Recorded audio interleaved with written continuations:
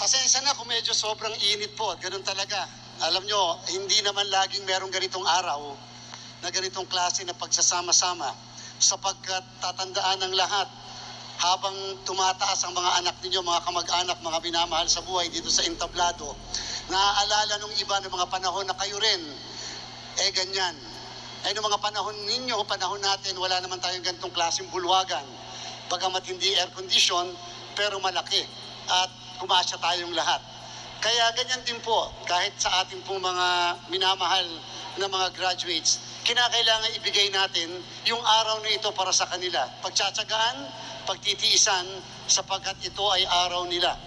Ang araw na ito para sa inyong lahat ay araw ng pasasalamat. Pasasalamat dahil buhay pa tayong lahat. Pasasalamat dahil meron tayong Trinidad Municipal College. Sa totoo lang po, kaya po ako kanina pa humahanga. Nagsimula sa 800 estudyante, ngayon 8,000 na estudyante.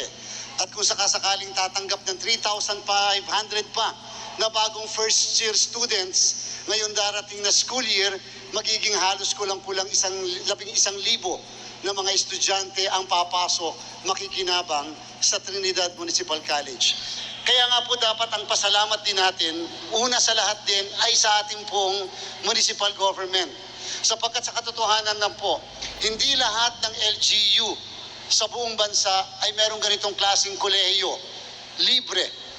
Nagbibigay ng edukasyon sa ating pong mga kabataan. Nagbibigay ng pag-asa sa bawat isa. Itanong po natin yung marami sa atin dito, sa inyo bang palagay, makakapag-graduate ba tayo ng mga minamahal nating nasa gitna natin ngayon kung wala ang Trinidad Municipal College? Madami sa atin ang sasagot na maaaring hindi nga. Madami sa atin ang magsasabi, kakaiba, mirakulo, dahil nakapagpag-graduate ako ng aking anak, ng aking mahal sa buhay. Yan po yung isang bagay na dapat ipagpapasalamat ng lahat. Bagamat madami sa atin ang nalulubog sa kahirapan, madami sa atin ang talagang pinupursige ang bawat araw na buhay natin, tayo po ay nakapagpaaral sa lakas ng loob at sa tulong ng municipal government ng Trinidad. Yan po yung isang bagay na muli, bawat isa, lalo na po kay mga graduate, dapat lagi niyong maaalala. Lagi pong walang katapusan dapat ang pasasalamat natin sa lahat ng tumulong kung bakit tayo ngayon lahat sa araw na to, lahat nakatoga.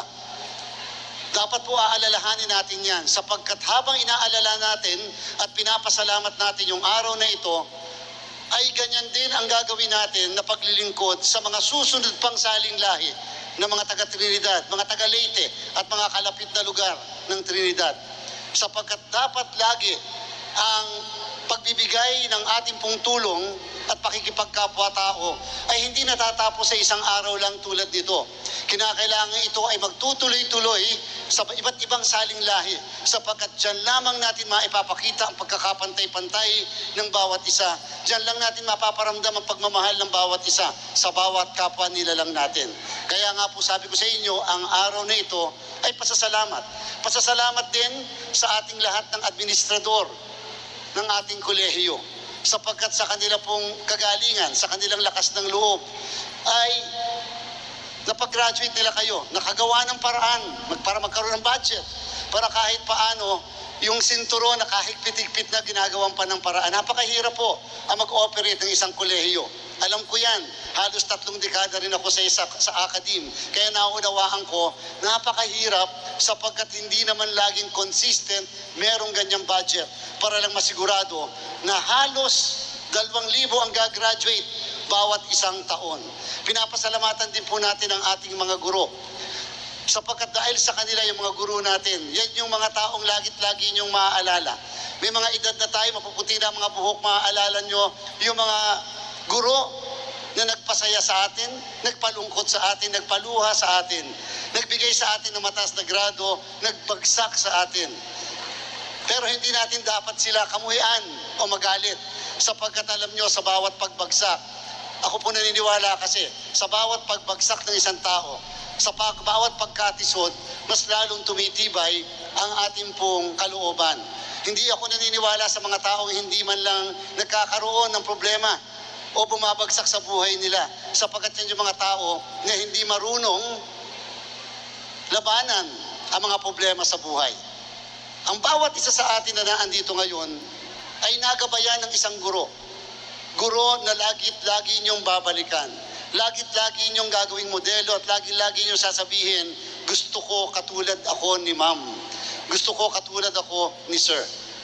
At yung mga pagpapaypay natin ngayon dahil sobrang init, lalong-lalo na yung mga nasa education, primary at saka secondary, hindi naman dito matatapos lang ang pagpapaypay nyo. Dahil madami pa kayong tuturuan ng mga bata, mga chikiting, mga katulad ninyo na gagraduate sa mga darating na panahon. At yung mga lugar na pupuntahan nyo, hindi naman aircon din. Kundi baka mas mainit pa na lugar kung saan kayo magtuturo sa mga pinakamalalayo na mga liblib na lugar ng Bohol. At sa atin naman po mga graduate ng criminology, hindi naman hindi naman po napakadali na maging pulis o investigador. Alam natin yon, mas mahirap din ang ginagawa natin trabaho.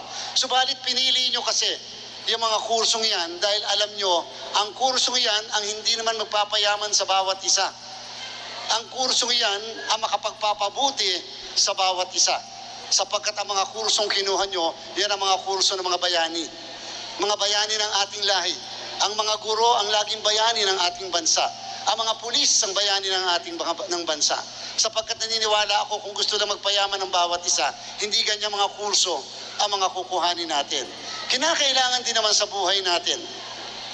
Habang kayo'y lumalaki, habang kayo nagkakaedad, kinakailangan din naman, nare-realize ng bawat isa hindi pulos pera. Nare-realize ng bawat isa hindi pulos yaman. Hindi naman madadala yan sa kamatayan. Kinakailangan sa ating pagtanda, meron tayong lilingunin at sasabihin, meron akong isang guro na nagabay sa akin, meron akong isang guro na pinamamarisan, mahal ko ang guro na yan. At dahil dyan, dahil sa kanya, kaya ako nagkaganito rin. Yan po yung ibig ko sabihin na dapat lagi nating tatandaan kayong bawat mga kabataan. Dapat marunong tayong lumingon sa ating pinanggalingan, marunong tayong magpasalamat, hindi lamang sa ating na lumalang, kung hindi magpapasalamat tayo sa lahat ng naging mabuti sa atin. At siyempre, ang araw na ito ay araw ng mga magulang. Ang araw ng ating mga kamag-anak, ng ating mga minamahal, ng ating mga tita, tiyuhin, ng ating mga kapatid. Sapagkat ang araw na ito ay tagumpay nila. Maaaring hindi sila ang nasa gitna at nakatoga. Maaaring sila lahat ang mga nandiyan sa gilid natin. Subalit nag-uumapaw ang kaligayahan nila para sa inyo. Sapagkat hindi nila akalain na ang dating maliit na chikiting lang, ngayong gumraduate na ng kolehiyo. Hindi nila mapaniwalaan na sa sobrang hirap ng buhay nila, na sa sobrang pagtatanim sa ating mga bukid, o kaya naman pangingisda gamit ang mga lambat, na pagtapos nila ang kanilang anak na babae o ang kanilang anak na lalaki. Kung kaya naman dapat ang bawat isa, pagkatapos ng seremonyang ito, dapat lagi nating tatanim sa isip at puso natin na ang pasasalamat sa mga magulang at sa mga kamag-anak at nagmamahal sa atin, dapat wala ring katapusan. Dapat niyong iisipin na dahil sa binigay sa iyo at sa inyo na buhay at pagkakataon na ganito, kayo rin ay pwedeng magbigay ng buhay at ganitong klaseng pagkakataon sa mga susunod pang mga anak nyo at mga apo nyo. Bilang panghuli, alam nyo, sinasabi ng lahat na ang henerasyon namin, ni Mayor, namin na mga nandito sa entablado, is a failed generation. Sinasabi na madami raw kaming mga pagkakamali na nagawa na kung bakit, at yan ang kadahilanan kung bakit ang henerasyon sa kasalukuyan ay hindi rin umaasenso sa kaalaman, sa kagalingan at sa kapuso. Sinasabi nila na maaaring hindi daw namin naayos yung kabataan sa kasalukuyan. Kung magkaganon, nangangahulugan lamang kung kami ay failed generation, ano pa ang henerasyon sa ngayon?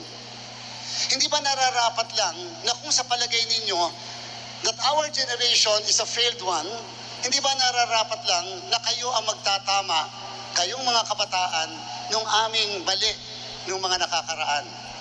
Pero tatandaan po ninyo, hindi maitatatwa at maitatanggi ng lahat ng naandito, ng lalo na yung mga nakatatanda, Yung henerasyon namin, yun ang henerasyon na masaya.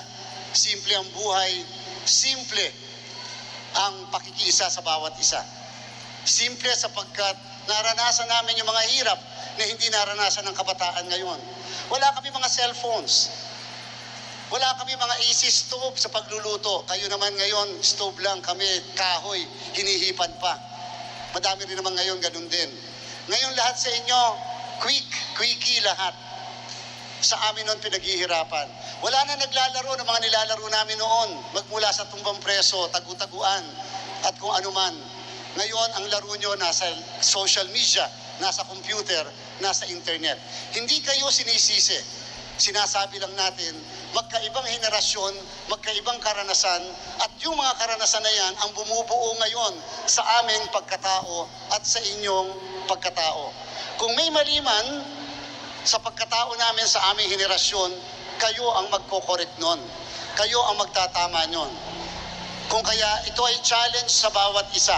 Sana mapatunayan ng mga kabataan ngayon, kayong mga graduate, na kung sinasabi nila na failed generation kami, kayo ay hindi.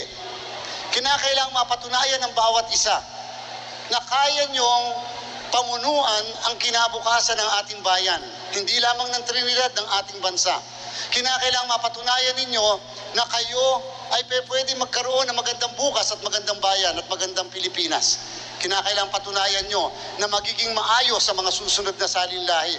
Nasa inyong mga kamay ang kasagutan, hindi sa amin, hindi sa mga nakaraan, sa inyo na kinabukasan.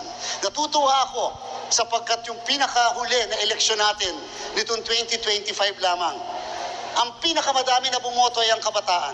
Sinasabi ng nila dati, yung mga kabataan yan, yung mga Generation Z, generation na yan, ay mga nanonood lang daw sa kasaysayan.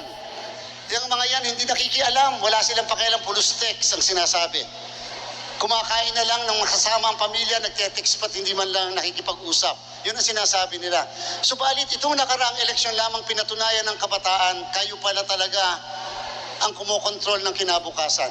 Pinatunayan nyo, hindi lang kayo ang nasa gilid ng kasaysayan, kayo ang sumusulat ng kasaysayan, kayo ang kasaysayan. Ganon ka-importante pala ang gagampanan ng bawat isa.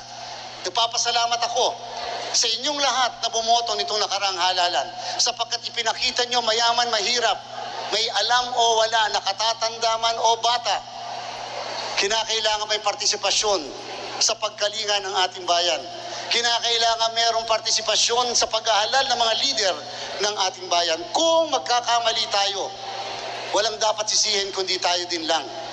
Kung magiging tagumpay tayo, yan ay tagumpay ng mga susunod pa na henerasyon matapos ang sa atin. Kung kaya naman, ito ay isang challenge sa inyong lahat na gumraduate ngayong araw na ito. Madami pang darating na pagsubok sa inyong buhay.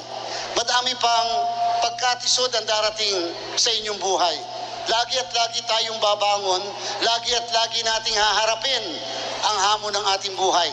At hindi po pinag-uusapan kung ilang beses tayong bumagsak. Ang pinag-uusapan, ilang beses tayong bumangon makatapos ang ating pagbagsak. Yan ang tunay na Pilipino, yan ang tunay na isang tao. Isang taong handa sa ating pong kinabukasan. Subalit, kinakailangan kung ano yung mga ugali na natutunan natin sa ating mga lolo't lola. Yung kagalingan, katalinuhan, kalakasan ng loob, karunungan, kinakailangan lagi nating dadalahin. Huwag nating pagtatawanan, huwag nating iwawaksi. Yan ang mga katangian, ugali na nagbuo sa atin ng puso at isipan ng bawat isa. Yan ang isang pagiging taga-Bohol. Yan ang pagiging isang Boholanyo. Yan ang pagiging isang mamamayan ng ating bansa. Magandang hapon po sa inyong lahat. Mabuhay po kayo.